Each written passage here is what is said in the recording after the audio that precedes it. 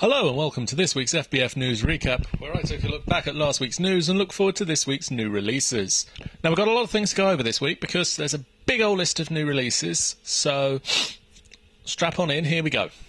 Steel War Online, Out There Somewhere, Think Smart Nabara, The Labyrinth of Light, Think Smart Nabara, The Mysterious Palace, Ultimate Marvel vs. Capcom 3 for the PS Vita, BlazBlue Continuum Shift Extend, Dungeon Hunter Alliance, Escape Plan, Dynasty Warriors Next, Everybody's Golf, FIFA Football for the PS Vita, Hustle Kings, Little Deviants, Mod Nation Racers Road Trip for the PS Vita, Motorsport RC for the PS Vita, Reality Fighters, Ridge Racer, Shinobido 2 Revenge of the Zen, Smash and Survive, Top Darts, Touch My Katamari, Uncharted Golden Abyss, Unit 13, Virtua Tennis 4, Wipeout 2048, Syndicate, Captain Morgaine and the Golden Turtle,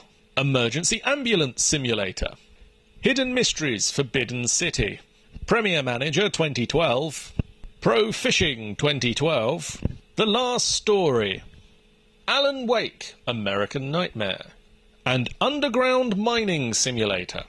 And now, the news. Rockstar have told fans that there could be another entry in the LA Noire series, although they are not currently supporting any future DLC for LA Noire. They use the Asked and Answered section of their website to answer the question. They claim they are too busy working on Max Payne 3, GTA 5 and other as-yet unannounced games to be currently working on anything for LA Noire. They said they don't rush into making sequels. If you look at Max Payne 3 or Red Dead Redemption, you can see that they do spend some time working between the games. And they have a lot of ideas that they want to make into games. So it's all about getting the timing and the bandwidth working. THQ have confirmed that Darksiders 2 will be launching on June the 29th for the Xbox 360 and PlayStation 3, shortly after announcing the US release date via their Twitter feed. For those who want to get a head start and pre-order the game, if you head to Game or Game Station, you can pre-order and you will get the Death Rides DLC pack, which will give you an extra side quest allowing you to explore even more of the Maker's Realm and the Dead Plains, and earn additional loot and experience in the game. If you're shopping online, Amazon have another DLC pack, the Deadly Despair pack. This pack will offer an additional speed boost for your trusty horse Despair, allowing you to travel across the vast world of the game even faster than usual. And it's a permanent boost that'll last throughout the entire game. Now, there is a third pack that they've announced, the Angel of Death pack, but they haven't announced who's going to be giving it out just yet. This pack will give out a unique angel-inspired armour, as well as a unique pair of matched scythes and a unique trail for your crow, Dust. So we got two pieces of news last week on the Assassin's Creed front. First up, Assassin's Creed 3 has been announced, with a preliminary release date of October the 30th. They say they expect the game to sell more units than Assassin's Creed Revelations, so somewhere in the 7 million mark. And don't forget, we've seen the last of Ezio with Assassin's Creed Revelations, so we're likely to be playing either as Desmond himself or a third as yet unannounced ancestor. Now, Desmond is the most likely character at the moment, as this is going to be the third arc of the story and close up the Assassin's Creed story for good, as the main campaign's current day storyline takes place at the end of 2012 with an upcoming solar flare and the launch of the satellite that the Templars are going to be using to mind control the human race. Secondly, achievement lists have been uncovered that show some new achievements for Assassin's Creed Revelations. They all appear to be single-player achievements and seem to have you playing as a different protagonist running a series of tests for Vidic. One of the achievements has to do with impressing Vidic. Another mentions the River Styx, which is rather synonymous with death, and several mention a breakable loop.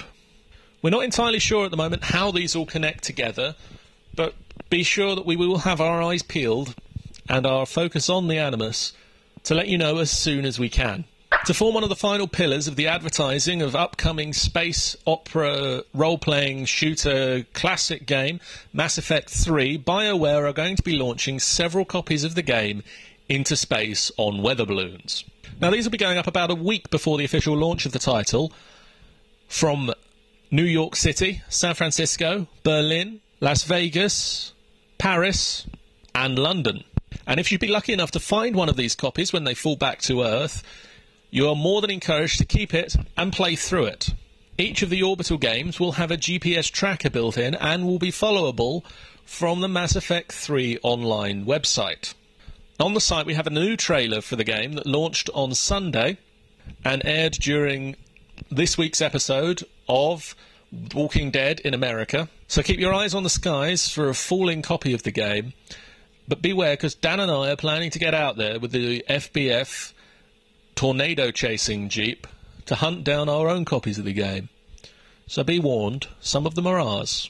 And finally, on the subject of space, prepare for gangsters in space! A new DLC pack is coming to Saints Row the Third, featuring the movie shoot for the eponymous movie that is mentioned during the campaign of the game, having been signed up for by Johnny Gat before the game begins. Now, we've got no real big details to let you know of it right now, besides the release date, which is this Tuesday. And it should be about $6.99, or if you've got the season pass, downloadable completely for free. Now, on last week's podcast, we somehow got onto the topic of Santa Claus. So here's a quick snippet. Wrong time of year, yeah. Santa Claus never has a wrong time of year. Yeah. Well, he does. Actually, he must be the most latest guy ever. You only watch one day a year. Yeah, all he's out. Oh yeah, whereas the toys are already pre-assembled. No, we've already had this discussion that he is some sort of massive slave labourer who is just sitting on a massive throne, whipping the elves. Just work harder. And head on over to the website or subscribe on iTunes at the links provided if you want to hear more. I'll see you next week, guys. Bye.